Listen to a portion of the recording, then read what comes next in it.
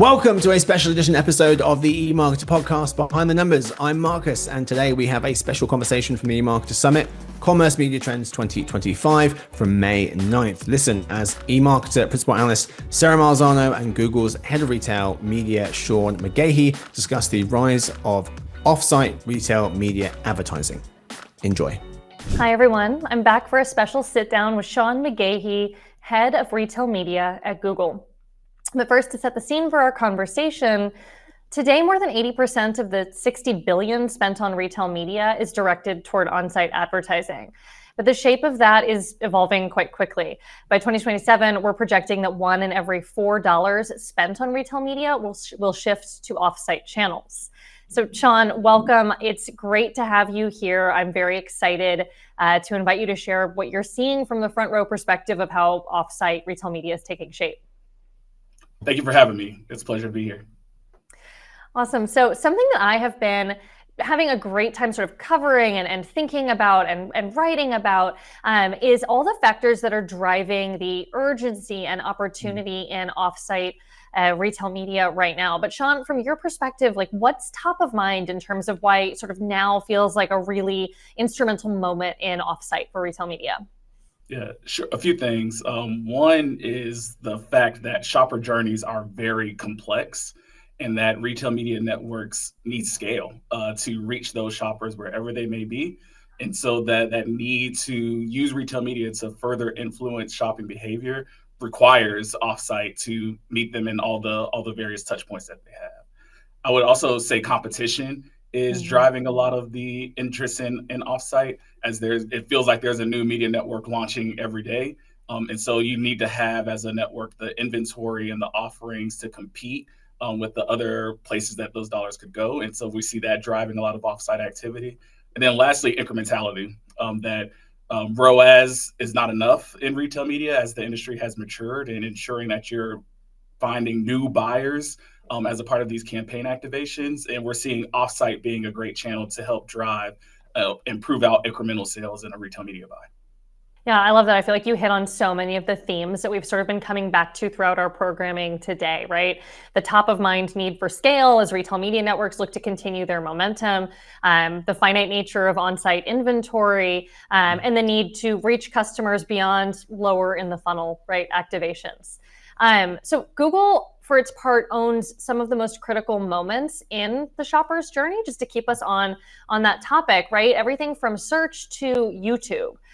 So how are you thinking about those critical moments, right? Where you sort of have this pervasive kind of presence, and how does it influence your retail media strategy, right? And I think about a shopper in the context of a Google search versus a YouTube environment, and this context feeling quite different. Yeah, no, I'm happy to share. As we talk about the complexity of shopper journeys, one thing we are seeing on the Google side is that there's 4 behaviors that are consistent. So one, there's searching behaviors that are in most every shopper journey.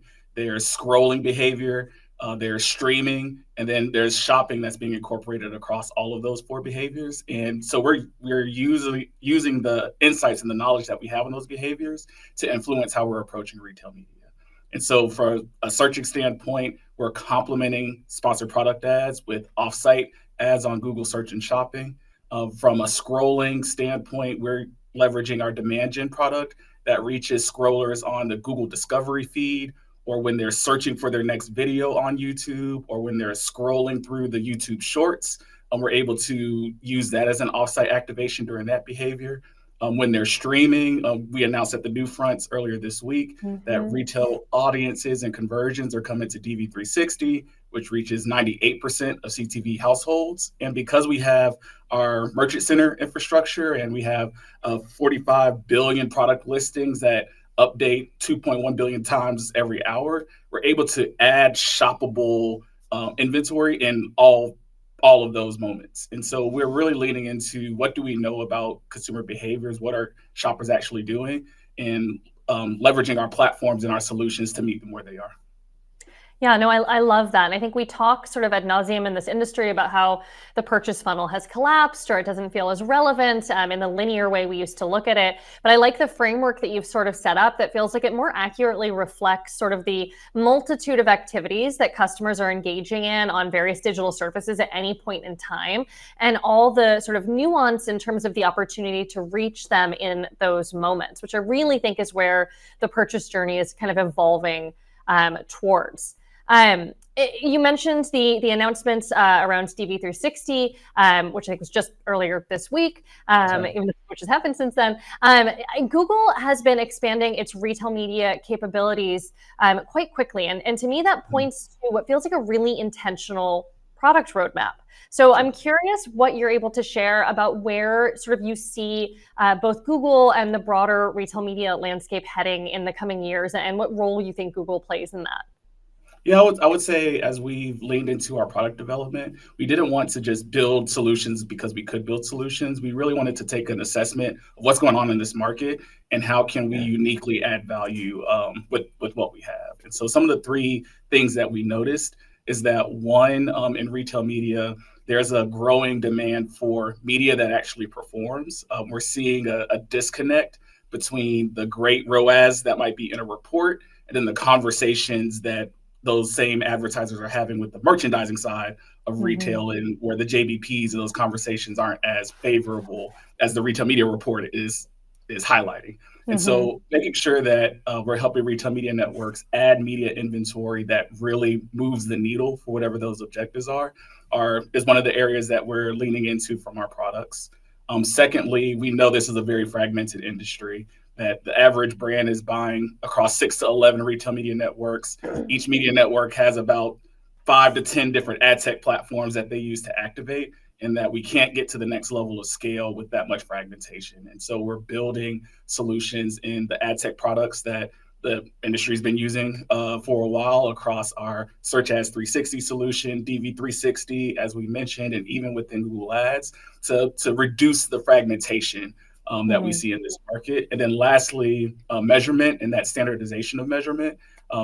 The great value of retail media is their measurement. And then when you interview advertisers, the thing that is most challenging for them is the retail media measurement, right? Absolutely. And so we're looking at our solutions and say, how can we use the measurement standards and approaches that digital marketers have been accustomed to throughout Google and bring retailer conversion data into that framework? Yeah, no, I think that's spot on, because I think when you sort of look back at retail media's relatively short history, it's really been fueled by a level of excitement and enthusiasm that really came to define its sort of first few years, right? As retailers rolled out their offerings and we sort of figured out where the low-hanging fruit was. But it feels to me like a consequence of retail media reaching the level of maturity that it's at today is that some of these sort of pervasive tensions around where and how measurements like ROAS are used and where they fall short, or the difficulty when it comes to an advertiser's capacity to navigate a really disparate set of platforms are really sort of coming to a head, right? And then in order to continue with momentum, it's really time to start figuring out some solutions to these issues, which aren't new. Again, they've been bubbling under the surface for quite some time. It feels like this is sort of the moment to really start addressing them. On the topic of retail media being still a relatively sort of like nascent part of the digital advertising landscape, I think that retail media has come to be defined really by the dominance of a very small handful of players who capture the majority of ad spending. I would love to hear your perspective on where you see the biggest opportunities for newer or mid-sized players to break through. Yeah, happy to. So in my role, every retail media network in America is my customer. And when I'm talking to like some of the newer or the mid-tier retailers, the thing I always tell them is you can't take the big guy's playbook and just copy and paste it to your business, right? You have unique value adds within your data that you need to lean into, like things like in-store availability. Like how do you lean into those opportunities? And then also the expectation of you and the fact that there's often a finite number of retail media networks that brands are going to choose requires you to outperform your competition to really get that next dollar. Like where someone else might lean more into the upper funnel because of the scale that that retailer has. If you don't have a similar scale, like you're going to have to really outperform them. Like the incremental ROAS that you're driving needs to, outperform some of your competition. The way that a retail media campaign influences what's happening with merchandising needs to be stronger than what they might see with their competition. And so we really just lean into helping the networks. And I really see the opportunity is approaching the unique value adds of the size of the retailer that you are, but competing with performance. Yeah, no, that makes a ton of sense. And I think that's one of the most interesting things about the point that we're reaching in retail media today is we're going to start seeing finally a sort of like break off of this sort of like one singular playbook that is typically sort of the roadmap to launch. And we're going to see really unique cohorts start to emerge where hopefully retailers start to recognize what strength they have to really offer in the landscape and tailoring their solutions with that in mind. You mentioned measurement, and I think something that you've said in the past is that the measurement to activation cycle needs to get tighter. Can you tell me more about what you think or what that looks like in practice? Yeah, happy to. I think there is a big opportunity in real-time bidding and optimization when it comes to retail media.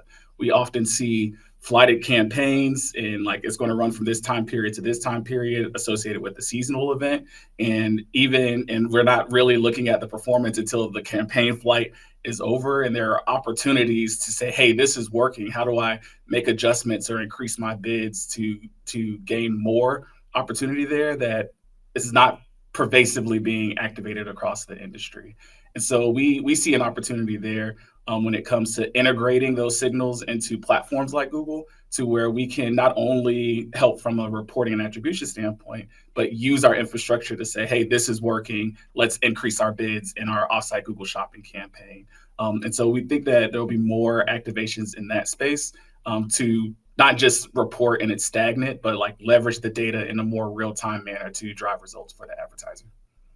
Yeah, and I think that's spot on because measurement and sort of improving measurement isn't just about making it easier for an advertiser to really effectively measure the performance of campaigns across a set of retailers, but it's about being able to make decisions really, really quickly. Something I was talking about in one of the previous panels was the fact that like the last few weeks are a great example of the fact that consumer sentiment can change quite quickly. The state of the economy can change quite quickly. And so where you're wanting to invest and make decisions also needs to be able to change quite quickly. But without really efficient, streamlined methods of measurement that are trustworthy, it feels like that's never going to happen.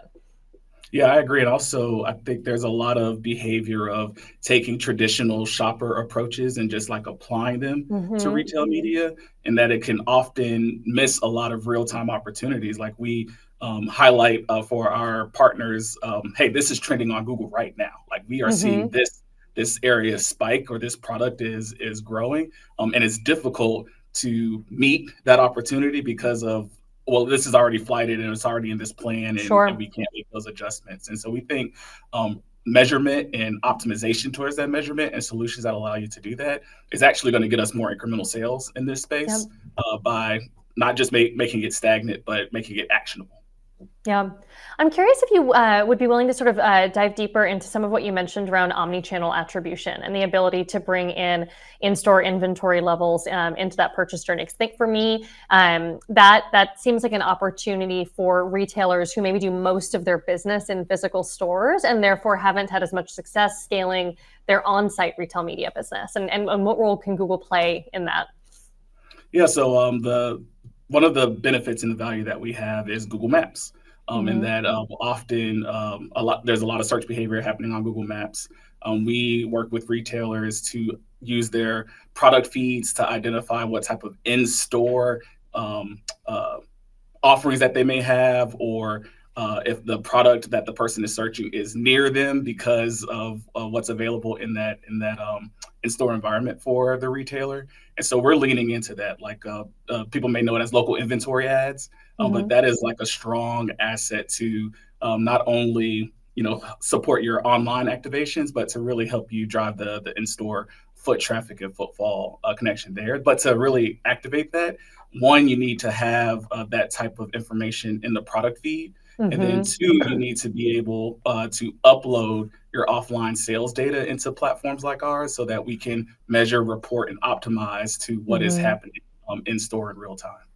Yeah, no, I feel like I'm so glad we touched on this because the maps is not even a surface that we had talked about yet, right? That Google owns. And I think I spend a lot of time in my maps trying to figure out where I'm going and what the hours are and all these things. But I think you've also sort of teed up the opportunity there to incorporate merchandising, inventory levels, category management into this retail media space, and how that's already something that's quite important. But as we see in-store attribution become a larger part of this industry, the need for that is only going to grow.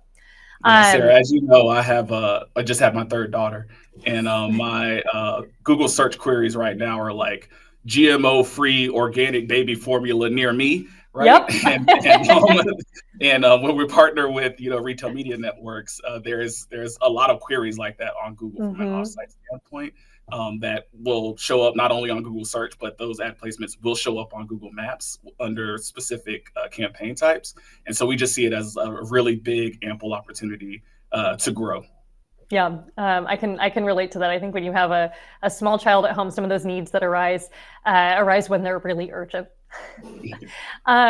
Listen, these chats tend to fly by, and we are running up on closing time here. But I wonder if, looking ahead, if you could just leave us with sort of a short statement on what you're most excited about when you think about the future of retail media networks.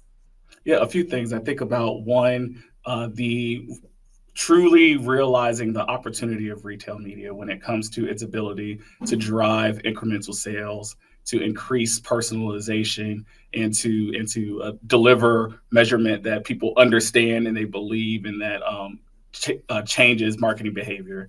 And so we're really looking forward to the opportunity to do that with both Google's media products and our ad tech products and our measurement solutions, and leveraging AI as like a more foundational underpinning of all these activations to increase the effectiveness and personalization of what we're doing in this space. Awesome. It feels like we're on the precipice of a very exciting time. I really appreciate you joining us to share just a little bit of what you guys are working on. I feel like we barely scratched the surface, but so much interesting stuff in the works. So thank you so much, Shawn.